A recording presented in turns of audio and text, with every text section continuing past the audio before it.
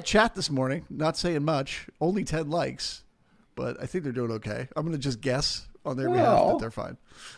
All right. Let me jump into some TA real quick. So I know I feel like I've been saying this a lot lately, which is like the market could go up, down, or sideways. But today, I think the market could go up, down, or sideways, but in an exciting way. We are sitting at what I would call a balance area high. So if you just look at, this is the daily chart for the ES over the last few weeks, we've been stuck in what we call a balance area, which is this box right here. We go basically from one end of balance to the other. It's been a very messy trip. You know, it's taken 4 or 5 days each time to make it to the opposite end of balance, which is a little bit unusual, but we are in balance, okay? And the market is moving from one end of balance to the other.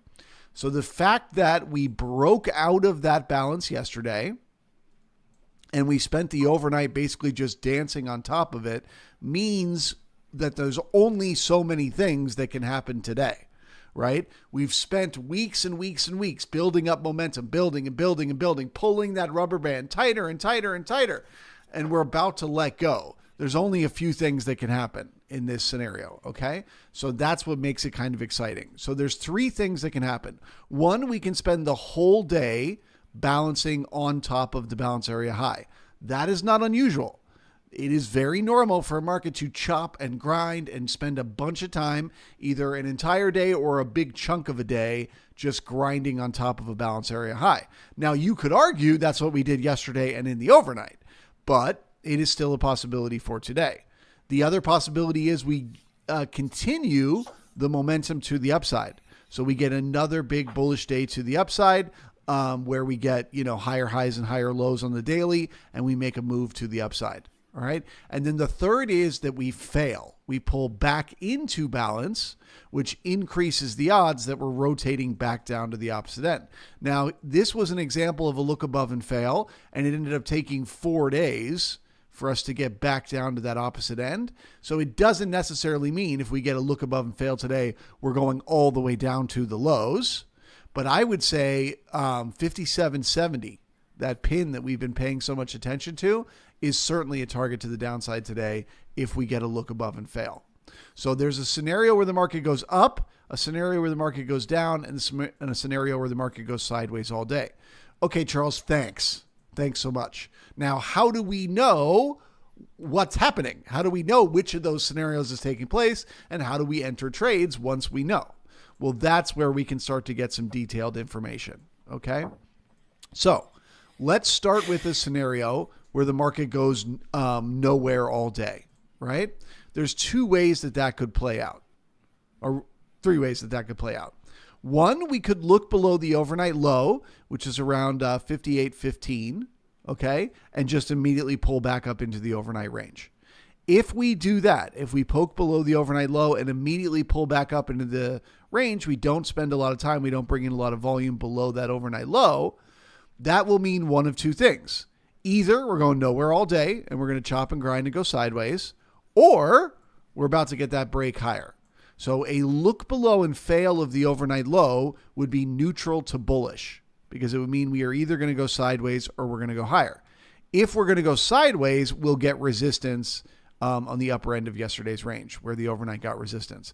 So if we look below, come back up, we can't get any higher and we get resistance, then we know it's a sideways day. We know the market is just going to grind and chop and grind and chop on top of that balance area high. Okay. If we get that look below and fail and we blow through the resistance and we get above the overnight high, well then to the moon, baby, because that means that we got a back test of the balance area and continuation of the momentum. Okay. Now, let's say we get below that overnight low. Go ahead. Is it at all-time highs right now? ES? I know NQ is still not. Yeah, ES made a new all-time high yesterday. So yeah, we're in blue skies as far as the market is concerned, which is why. Is there a relative way to say there's a moon, or is it just anywhere is the limit at this point? Oh, I mean, like what is the target to the upside? I would start using liquidity nodes in Bookmap to kind of figure out where those levels are. You could also use Fibonacci extensions as a way to recognize where those levels are. I'm not too worried about it right now. I will get into that conversation if we get above yesterday's high. So once we get above yesterday's high, I'll look at Bookmap. I'll see where the liquidity is. I'll be watching tempo. I'll be watching time. And I'll be trying to figure out where is this thing going to run out of steam. But as far as I'm concerned, it can keep going up all day. If we get above yesterday's high, this thing could go straight up because of the breakout of balance, right? Because if we spent 2 weeks going sideways in a range, and this is day number 2 of momentum, there's no reason we can't have a massive trend day to the upside. Also, as you mentioned, NQ hasn't tested its all-time highs yet. That's another magnet for the NQ to go make all-time highs, which will keep the momentum going on the ES. Okay? So, yeah, that's definitely something to consider. I thought about the difference between NQ and ES on that, if I can interject. It's just that the ES companies are more likely, more highly leveraged. And so a drop in interest rates for them is probably more beneficial than for NQ tech companies, just as an aside. Yeah, I don't ever really look at it through that lens. I think the way they're weighted, the NQ stocks, the big NQ stocks, are so heavily weighted in the ES that the two markets, but in the end, they don't day by day have to do the same thing, but they in the end end up doing the same thing. So if the ES is making all-time highs, I'm very confident the NQ is going to make all-time highs. But anyway, we're getting a bit ahead of ourselves. Let's stay on the ES and let's stay on what could happen today. So scenario number 1, we look below that overnight low and we fail, in which case it is either momentum to the upside or just a sideways choppy day. The other scenario is we look below that overnight low and we get new selling. We start to spend time and we start to bring in volume below that overnight low. That to me would be very bearish to see. It would increase the odds that the market is going to head down and test yesterday's low. Okay, so any new selling below the overnight low is bearish for a move to yesterday's low. Again, if that doesn't happen, if we get new selling, because, and I have to lay out all these scenarios because when you're at a balance area high, at an all-time high, it is very tricky. And so you got to be very ready for every possible scenario. So if we get new selling below that overnight low, the market starts to work its way down towards yesterday's low and it can't get there, that is a sign of a sideways choppy day. Okay, that is a sign we're just going to grind on the balance area high all day. If we get to yesterday's low, that is a sign of the look above and fail. That is a sign that we are likely to have multiple days of momentum to the downside, after today. Okay, so long story short, a look below and fail of the overnight low, bullish to neutral. A look below the overnight low that gets new selling but can't get to yesterday's low is neutral for a sideways day. Getting below yesterday's low, even if it doesn't spend much time, getting below yesterday's low is a sign we are not breaking out of balance, right? And that we are probably going to get a pullback down to the opposite end of balance over the days ahead. So it is very bearish to see. I think 57.70 would be a fair target for today if we get new selling below yesterday's low. So if they want to keep this momentum, we started the momentum yesterday. If we want to keep it going, they have to hold yesterday's low. They have to stay above yesterday's low. Okay? Getting below it is very bearish. Now, let's go through the scenarios to the upside, right? What could happen? Obviously, first scenario, a look below and fail of the overnight low that plows right back up through the overnight high. Very bullish to see. The other one is the market opens and it immediately pushes up above the overnight high. Very bullish to see. Okay? If the market opens and it pushes up above the overnight high or pushes up above yesterday's high and then fails and pulls back in, that is the sign of the choppy sideways day. So now if you're asking me, Charles, we hear all your potential scenarios. Which one do you think is the most likely? I think a day where we spend the first part of the day balancing on top of the balance area high, so basically grinding around inside the overnight range, and then later on in the day breaking higher, that is what I believe is the most likely scenario for today. So I will be paying very close attention if we get a look below and fail of the overnight low, because that could be a great spot to get long and then sit in the trade for a few hours while it goes sideways and then be in that big move to the upside later on in the day. Or if I don't have the confidence to enter the trade there, to at least be set up psychologically to buy a breakout of the overnight high later on in the day. Okay. But in between those two, it's likely to be choppy because we are right on a balance area high. Okay. Paul, any questions on any of that? I think it all looks good. I'm glad you didn't say it's going to chop and chop and chop and chop and chop and chop and chop. Yeah, I don't think it's going to chop and chop and chop and chop and chop. That I have to say that's a possibility because we're at a balance area high and the market loves to do that. But 2 weeks of sideways, first day of excess, generally it either fails, it either pokes up and then starts to reverse right back down, or it breaks out. So we will find out. Cool. That is it for me. As far as the NQ is concerned, I see it exactly the same way. It has been in balance. It is breaking out of that balance. You know, it's pretty close to all-time highs. All-time highs are just a few hundred points away, or I guess 500 points away. But that's nothing for the NQ. So if the NQ gets above the daily high today, the first target to the upside is 2630. Okay, that's a large cumulative node that needs to be tested. You know, as we always talk about with these large nodes with the NQ, once it breaks away from one, it tends to head to the next one and the next and the next and the next. As you can see it do up here. Boom, boom, boom, boom, boom.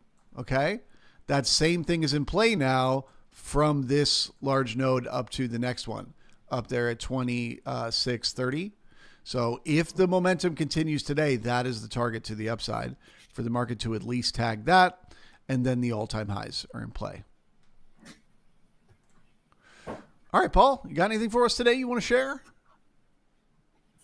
Well, they came in, unemployment claims did come in a bit higher today, up about 250,000 with a forecast of 230,000. And inflation data ticked up a tick. So we'll see what that does. It has, at the moment, NQ is down 100 points overnight, and the ES is down 20 overnight. Not necessarily in reaction to the news at 7:30, but it's drifting down. I did want to point out that volatility is kind of up. I've got a one-year chart right there, and this is only the fourth time in the past year that we've been over 20.